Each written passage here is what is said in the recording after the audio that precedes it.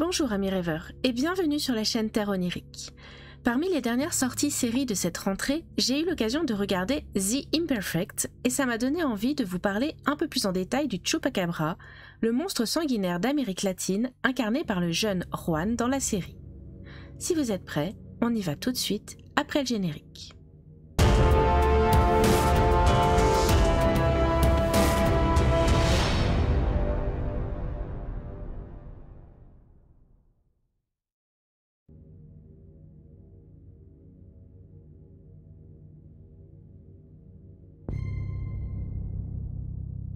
La légende du Chupacabra est plutôt récente puisqu'elle serait née aux alentours de 1992 à Porto Rico quand les journaux locaux El Vocero et El Nuevo Dia ont rapporté la mort de plusieurs types d'animaux.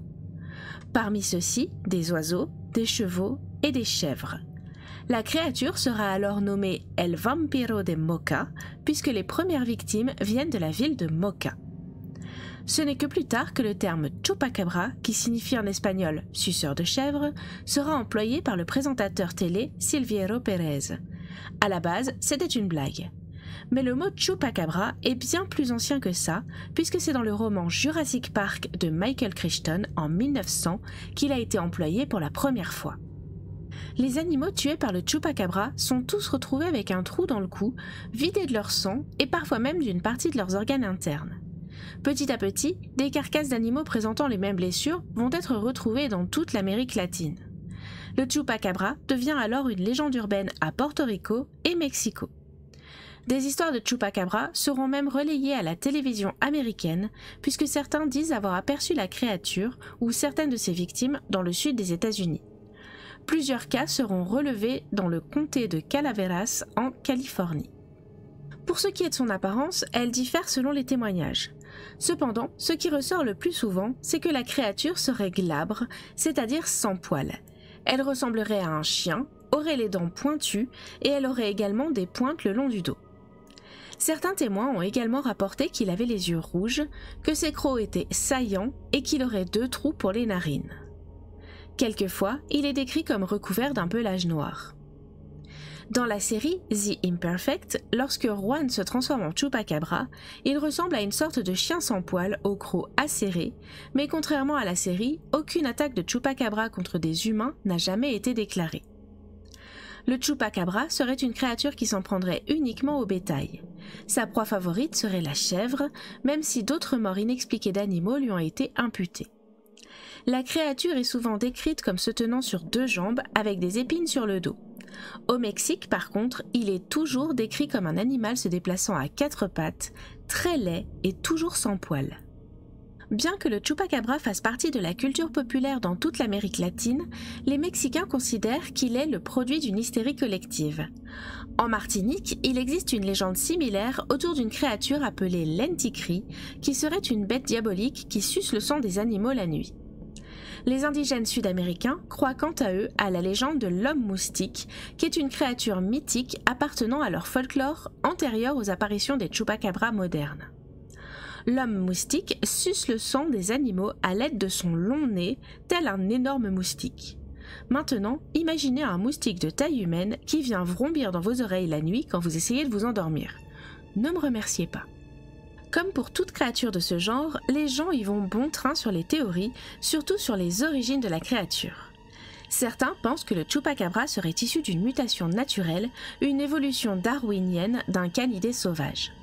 D'autres pensent qu'il serait issu d'une expérience génétique qui a mal tourné et qu'il se serait échappé de l'un des nombreux laboratoires secrets cachés à travers le monde. D'autres encore pensent qu'il serait lié à l'histoire de Roswell et qu'il viendrait d'une autre planète. En juillet 2004, un propriétaire de ranch au Texas près de San Antonio a tué une créature sans poils ressemblant à un chien qui attaquait ses bêtes. L'attaquant sera appelé la créature d'Elmendorf. Quelques mois plus tard, en octobre 2004, 2 autres animaux ressemblant à la créature d'Elmendorf sont observés dans la même région. Le premier est retrouvé mort et lorsqu'une zoologiste locale est venue pour l'identifier, elle a aperçu non loin de là le second animal. Ces 2 créatures ont été étudiées par des biologistes texans et ceux-ci ont conclu que les bêtes étaient indéniablement du genre canin, mais d'une espèce encore indéterminée à ce jour. Les deux créatures avaient des problèmes de peau et des déformations faciales.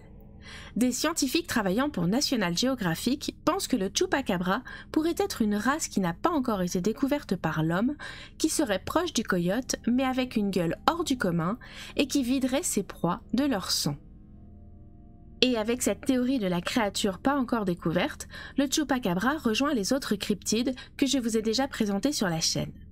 Et bien sûr, comme pour les autres cryptides, toutes les photos que l'on a de la créature prises par les témoins sont toutes floues, vagues et on ne distingue pas grand-chose. Et maintenant, si vous le permettez, je vais essayer d'apporter une réponse à l'origine de cette créature parce que lors de mes recherches pour cette vidéo, j'ai vu quelques scientifiques qui essayaient d'élucider le mystère. L'article est comme toujours en barre de description si vous voulez aller le lire.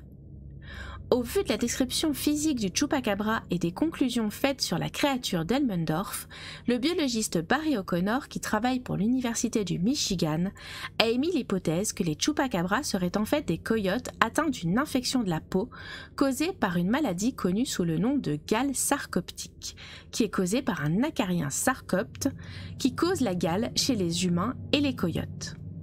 En fait, ces acariens vont creuser des tunnels sous la peau, faisant tomber tous les poils, ce qui provoquerait une réponse immunitaire qui rend leur peau très épaisse et monstrueuse. Le visage se gonfle et les canines deviennent plus importantes. Pour lui, les photos de Chupacabra montreraient des coyotes atteints de cette infection de la peau. Maintenant qu'on a vu l'histoire et les origines du Chupacabra, je vous propose de venir avec moi faire un petit tour du côté de la pop culture pour voir la place de cette créature. Comme chaque fois, je rappelle que je ne parle ici que des œuvres que je connais et que si je n'ai pas parlé de votre œuvre phare, ce n'est pas un oubli de ma part. En revanche, venez me présenter vos propres références dans les commentaires. Comme toujours, je serai ravie d'en discuter avec vous. Au passage, le mot mystère du jour à placer dans un commentaire sera « chèvre ». Merci à ceux qui jouent le jeu chaque semaine. Dans la série des années 90 X-Files, il y a eu 2 références au Chupacabra. Dans l'épisode 11 de la saison 4 qui s'appelle El Chupacabra, Mulder et Scully enquêtent sur un homme qui prétend être le Chupacabra. Et dans l'épisode 12 de la saison 5, les 2 enquêteurs ont une nouvelle fois une discussion au sujet de cette créature.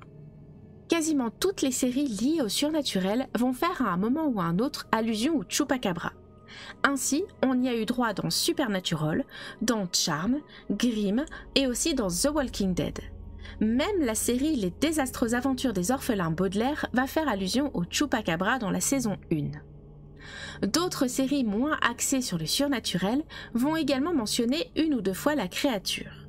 Ainsi, on a pu entendre parler du Chupacabra dans Dexter, mais aussi dans Bones. Même les séries animées South Park et Les Simpsons ont elles aussi laissé la place à un épisode sur le Chupacabra. Dans le manga Soul Eater, il y a un subtil clin d'œil avec un bar qui s'appelle Chupacabra.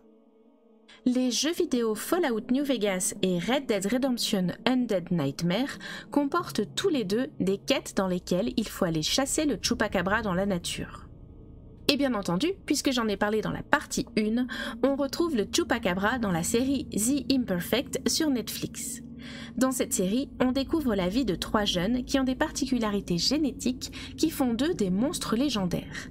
Il y a Abby qui a des phéromones surpuissantes qui font d'elle un succube. Tilda est une banshee, elle a plusieurs pouvoirs liés à la voix. Et enfin, il y a Juan qui a la particularité de se changer en Chupacabra. Les médias l'ont appelé la terreur de Tacoma et dans cette interprétation de Chupacabra, il s'en prend à des humains. Contrairement aux 2 filles, Juan se métamorphose physiquement et il a 2 personnalités distinctes. J'ai trouvé la série plutôt divertissante, si vous avez l'occasion, je vous la conseille. Et on va en rester là pour aujourd'hui si vous le voulez bien. Merci de m'avoir accompagné ces quelques minutes, le temps d'une histoire. N'oubliez pas le petit pouce en l'air, l'abonnement et de me laisser le mot chèvre dans les commentaires.